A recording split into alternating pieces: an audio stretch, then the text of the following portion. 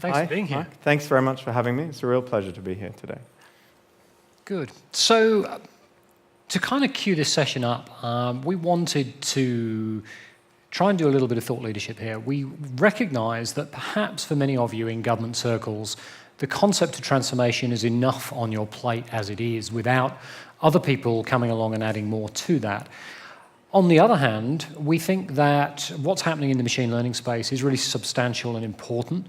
And so the goal of this conversation is to try and take a genuine practitioner in this space who is not only an expert, but a homegrown expert, in other words, not out of our labs in the US or even in India, but somebody who's deeply embedded in this work and can speak with veracity about the benefits and also some of the challenges. So I'll be the first to admit that you may not go away from here with a 10-point checklist about how to implement machine learning in your organization, but I do hope that you might go away with a better sense of being able to read between the lines so that the next time you see those headlines that say, AI is going to steal your jobs, bow before your machine overlords, you've got a way to parse that information and perhaps reflect that a little bit into your organization. So Lachlan, first off, I'm going to throw a grenade at you. Are the AIs coming to steal our jobs and become our machine overlords? Well, perhaps. I mean, machine learning is really the continuation of a progress of automation that's gone on for a very long time, but we must be cognizant now that it is accelerating, and the class of jobs that were previously only being able to be done by humans but can now be done by a machine is getting larger and larger and larger. And this is particularly going to apply in the sort of entry-level jobs where there might be a sort of reasonably well-defined input-output process that a human's doing, processing a form, looking at a contract. We will see more and more of that work being done by a machine. Okay. And let's be practical for a minute. You're involved in this. Data 61 is a sort of distant cousin of CSIRO. Where are examples of machine learning in government actually taking place today? So there is more machine learning in the Australian government now than you might expect. There's some work, for example, in border protection. I understand their sort of first pass in threat detection is using some machine learning algorithms. Data 61 itself is about to produce a big piece of machine learning software for a number of federal government departments that are looking at doing data linkage and analytics about citizens. I've done some work on infrastructure prediction in New South Wales government and the ATO as well for auditing. So a lot of these are kind of at the early stage where there's maybe been one implementation or a proof of concept, but it's certainly gathering momentum. Okay.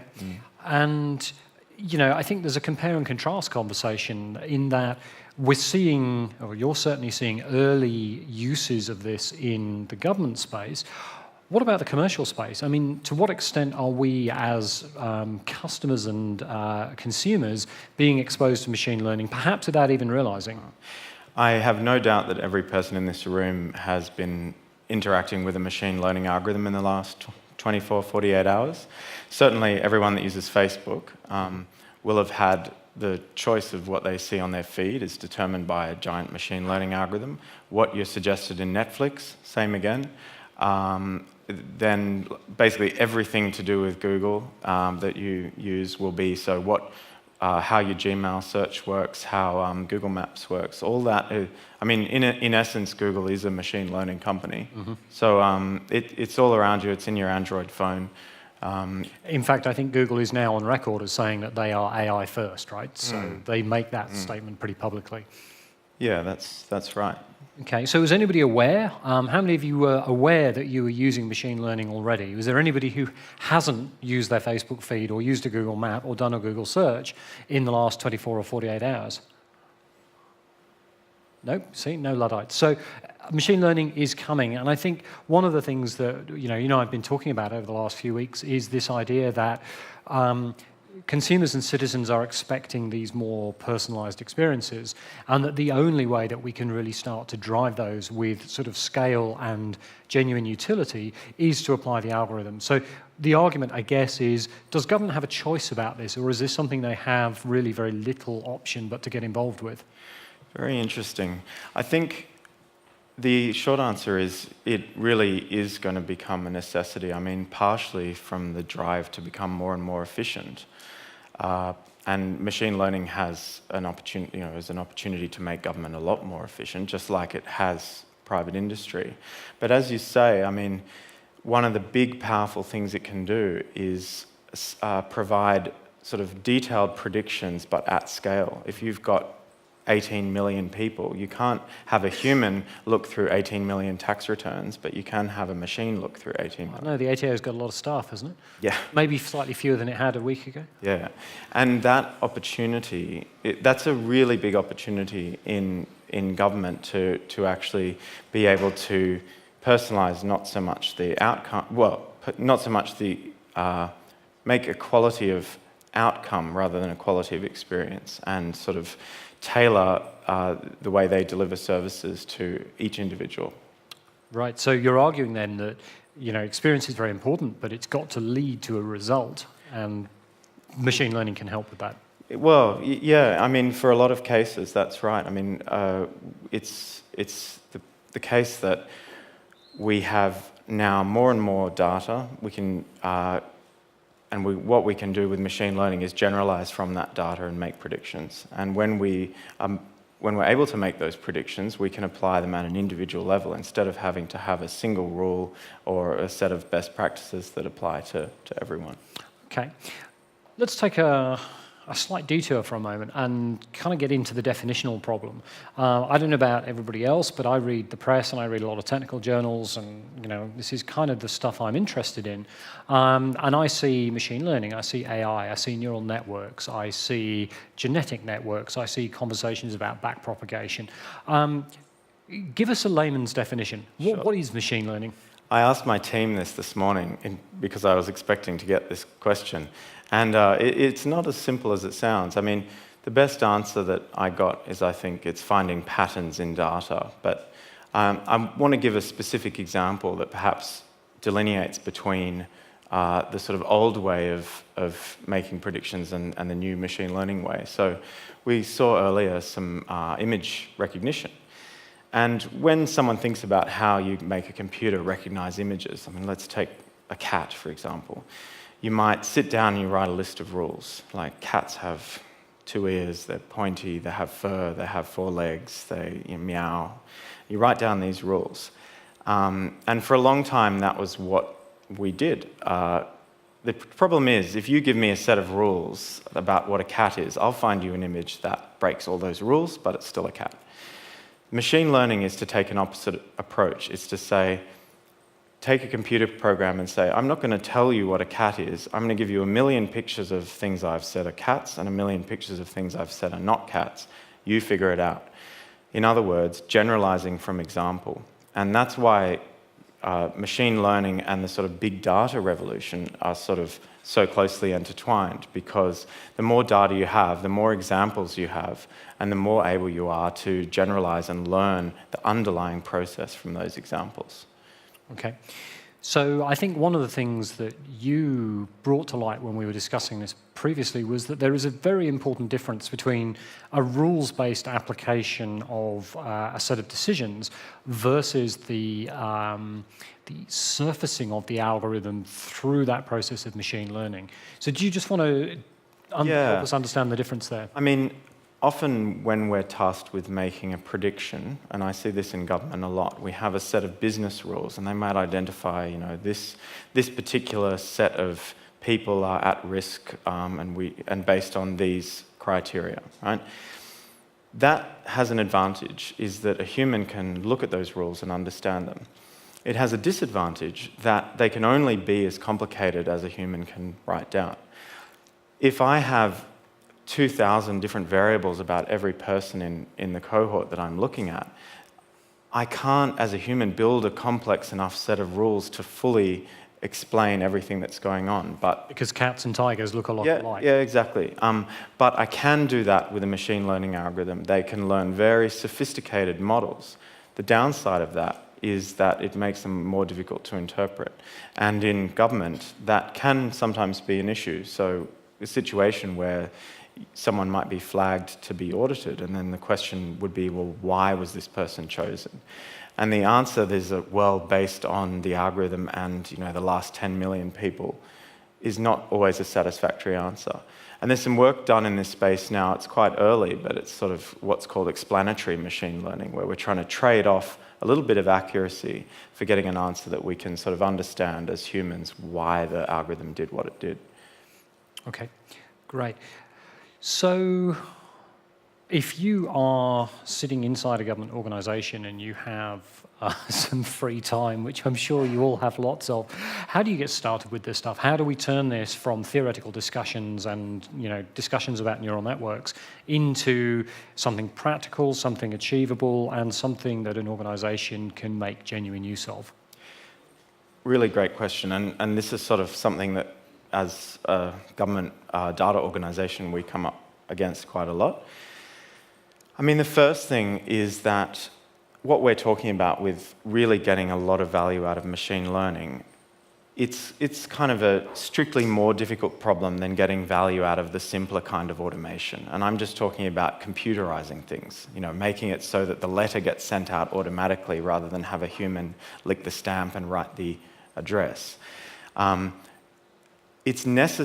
would argue it's desirable, if not necessary, to have already got to the point where you have in place the ability to automate systems, not with machine learning, because moving to the machine learning is a sort of another step again. So when you're automating systems and the outcome of that automation is important, all the things which control the rigor and the sort of quality control need to be in place. And the big thing that I think is the weakness in government generally there is software engineering. Mm-hmm. So like understanding how to build rigorous software. And we're at the point where to do this stuff in anger still requires some software engineering. Yep. But assuming that exists to some extent, I mean, like anything these days, you need to demonstrate a business case. So often we get a problem where we've got a well-defined prediction problem and we have a data set, and so we can go away and the organization might take a case study, if you like, to demonstrate the value.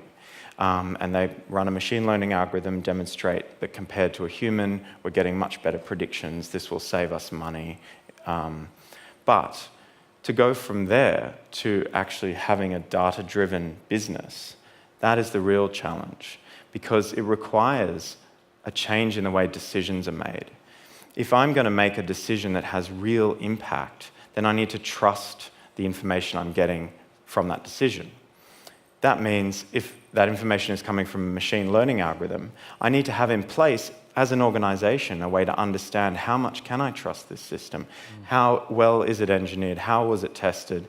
And the person making the decision, which is often at the CTO level, CEO level, needs to understand, well, I've got this quantified measure of uncertainty. How do I incorporate that into my choice? How do I deal with quantified risk now? And that requires a whole new way of thinking. So we really believe that in addition to hiring data scientists and building up engineering expertise, you need to educate the C-stars, the CTO, the CEO, in how to make decisions under quantified uncertainty. And that's the big change.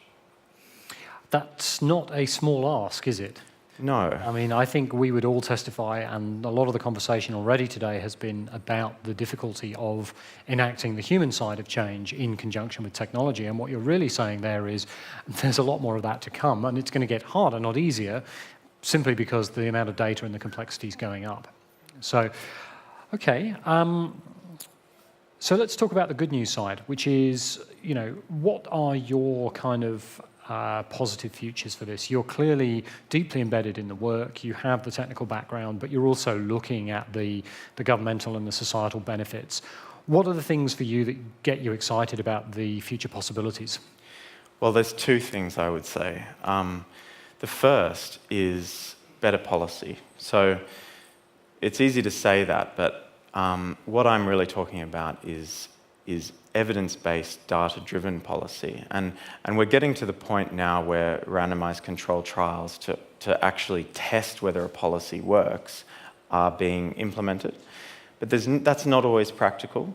And with machine learning, it's possible to have a situation where you're constantly trading off between exploration of new policies and exploiting of known good policies. This is something that people who do A/B testing in websites would understand already. But doing that with government policy, we're not there yet, but getting to that point will lead to, I think, a dramatic change in the way we move the country forward. The other one is really large-scale and deep personalization. I mean, there's no fundamental reason why we can't have 18 million different curricula, one for every student, and based on the way they learn, the things that they're comfortable with, the things that they need help with. Machine learning gives us the ability ultimately to customize that sort of really fundamental part of the way government works to each individual. And it's, again, a quality of outcome, not a quality of experience. Okay. I think there's some folk from the Department of Education in the audience, so they may be pigeonholing you afterwards. I mean, long term. So let's ask that question. How soon are we talking about for this stuff? Are we talking about phase change in a sort of visual step, or is this the Kevin Kelly view, which is there's a rising tide of cognition? I definitely think it's the rising tide, and I have been really sort of comforted by how engaged government has been and trying to move their own techniques forward and trying to build this stuff. I mean, I think, for example, the New South Wales government set up the Data Analytics Centre. Lots of agencies are becoming more data conscious, and I think it will get to the point where the people able to make the decisions get more and more senior with technical knowledge. And as that technical knowledge sort of percolates up from the people that just finished a CS degree or machine learning degree, we'll see the rate at which important decisions are made increase as well. Okay. And my last question to you before we spend a few minutes asking if the audience has questions is, I guess, with the power that machine learning can bring and the amount of embedded assumptions that there may be there, what's the responsibility and the role of government to think about the ethics and the sort of the moral side of this? So I think that's a really critical part of the process, and I mean, I think you can definitely read situations where people are saying, oh, this machine learning algorithm is unfair or it's going to profile people. And there is a very real danger of that. I mean, a good example is that if you trained an algorithm on text written in the last 100 years, published text, most of that text was written by males because historically in the last 100 years, more books have been published by males. So really, you're not building something that's been trained on text, you're building something that's been trained on male text, which might be the same or it might not, but that's an embedded bias that exists in the world that you've inadvertently perpetuated in your algorithm. So that's a real danger. But I mean, I want to offset that by saying that danger is not limited to machine learning. That's a danger that all of these kind of predictions are susceptible to. If you're trying to make a prediction, whether you're a human or machine, going to be looking at what has happened in the past. And if that contains a bias or is unfair in some way, then that prediction may perpetuate that bias. Yeah, and I guess one of the benefits to machine learning compared to human perceptions of bias is that it can be corrected very quickly. Human beings take a long time to absorb information and retain that in particular ways for a long period, whereas an update to a machine learning algorithm can happen effectively instantaneously. Yeah, that's right. And I mean, the really nice thing about this is that it's explicit. There's going to be for want of a better word, a knob that you can tune that will trade off accuracy and fairness. And what that does is make everything more transparent. I think even though a machine learning algorithm can sometimes be hard to understand the inner workings of, what's not hard to understand is the assumptions that have gone into it and the data that's gone into it, and therefore what the outcomes are informed by. Fantastic. Thank you. That's been tremendously informative. Let's take a couple of minutes and see whether we've got questions from the floor. I think there are roving mics which are around, so please wave your hand.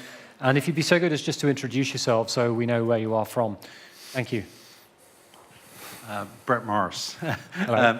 Just interested in machine learning in acute healthcare. Do you see it having a sort of an impact in the sort of short term? In the short term, I'm not really up on healthcare. There's not my area of specialty, but I mean, from a sort of, I'll speak as from a general point of view. I mean, one of the important things that we have to do as machine learners is build algorithms that are really good at quantifying their own uncertainty. When you're in situations like acute healthcare where the effect of the decision is life or death, then understanding what the uncertainty is in your prediction is critical, because you may have a safe option that's not as ideal as a really good option, but if you're highly uncertain about that good option, you need that information to make the right decision. And where we've seen a lot of benefit in machine learning is when you have the problem of 10 different experts with 10 different opinions. Geology, this happens a lot. No one can agree what is under the ground usually. I imagine a similar thing can happen in healthcare. And when you're building those models, having the ability to say, well, these are the assumptions that I'm making. If you don't agree with my outcome, then there must be something in the assumptions that we don't share. And being able to unpack that, I think, can be quite powerful. Thank you. Hi, Rowan Wild. In a futured environment where you are starting to bubble people, where they are, where efficiency and effectiveness from a business or an organisational standpoint starts to take over decision making and sort of incentivization to get you to do whatever I want you to do, where do you see the incentive to challenge a customer? Where I know that if I give you X, you'll respond in a certain way, or there's a very high probability that you will respond in a certain way. But then we also have the problem, as we were just talking about, of the ethics of couching people in very small pigeonholed areas. Where would you see the incentive to challenge someone, to show them something that you think they have absolutely no desire to actually do effectively, but you don't want to, pigeonhole them to the nth degree? How do you... Really good question. One of the interesting things about a machine learning algorithm that's implemented where you make a prediction, maybe you interact with a customer and then you get an outcome and that outcome's fed back into the prediction, is that if you only act based on the predictions of the model, then you'll very quickly you've got this sort of situation of positive reinforcement where you're only getting data you already think is right, so you'll never be... It's really the algorithm that needs to be challenged as well as the person. A big part of building an algorithm like that right is adding in exploration. And what that means is doing something which you currently think is not the right thing to do, or that you don't know the outcome is going to be, so that you can learn properly to improve. What's really interesting, and something that I've been working on a lot recently, is ethical exploration. If you're putting out, if you're interacting with a customer and that interaction is necessarily negative, I mean, auditing is an example, you have to do some exploration, but you can't just start randomly picking people because it's not really particularly ethical. So having the ability to trade off, like, well, I want to learn a little bit, so I want to be a bit surprised but not too surprised, is something that's within the realm of the technology today. That was a sensational answer. I was going to say that's what newspapers did for years. They put stuff you're interested in next to stuff you're not interested in and charge you for the privilege. But it's the same principle. It's juxtaposing discovery with known for a particular audience. One more. Okay, I think I have time for a final question. Yeah, I actually had two questions, but one is quick and one is long, so you can decide which one you want to answer. Angus McLean from Tourism Northern Territory.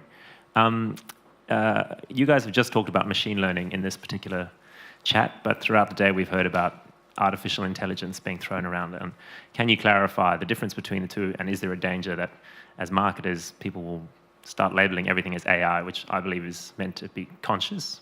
Second question, which relates to something that was mentioned earlier today about government shouldn't be building systems themselves, they should be relying on tech companies and the private sector. Do you feel the same thing about machine learning? Should government be leaning on the private sector to provide these services or building that capability from within? I fear we're about to have a disagreement. Maybe. First one, and I'll try and be quick. This is my opinion. It may be different. If you ask 10 different machine learners or AI people, you might get a different answer. That's the first thing. I think of them as being the same. So what I think of machine learning used to be called AI back in the 70s, and there was great promise of like, we're going to build the machine that will talk to you and it will be conscious and it will all happen in the next 10 years. Way overpromised, way under-delivered. The rebranding that occurred, it became machine learning and much more focused on specific tasks. Now that machine learning is starting to have really great success and getting more and more problems that it can tackle and more general problems, it's become more confident to put the AI mantle back on. And so I would consider those two words interchangeable. With regard to the consciousness, we usually refer to those as artificial general intelligences. So that's the sort of the thinking person that has a consciousness and sentience much like ourselves. And whilst I personally believe that is theoretically possible, we're thousands of years away from that probably. Second question, which was private-public. Look, as I said, I think it's critical that in order to use machine learning in anger, you have to understand enough of how it works to be able to know what the assumptions were going in, what the right data is to put in. I mean, that seems obvious, but it's actually quite a difficult problem to see how the way you change the data that you put in changes the question that you're asking implicitly. You can't offload that to a private industry because it's your domain expertise. But the box that you're putting it into, once you've got a well-formed machine learning problem and you're able to understand and interpret the answer properly, there's no reason why that box has to be provided by the government. And that's a product ultimately like anything else. We didn't disagree. Yes, you're going to need help, but there's going to be data and capability that you will provide for yourself as well. I think the truth lies somewhere in the middle of that. We've run out of time. I will ask you, though, please, the kind of expertise that you're seeing up here from Lachlan is 2 atoms deep on this topic. And to get to the level of expertise that you're hearing about takes years and years and years of study and expertise and dedication. So I would ask you, please, to thank Dr. Lachlan McCullman for his time today. We really appreciate it. Thank you.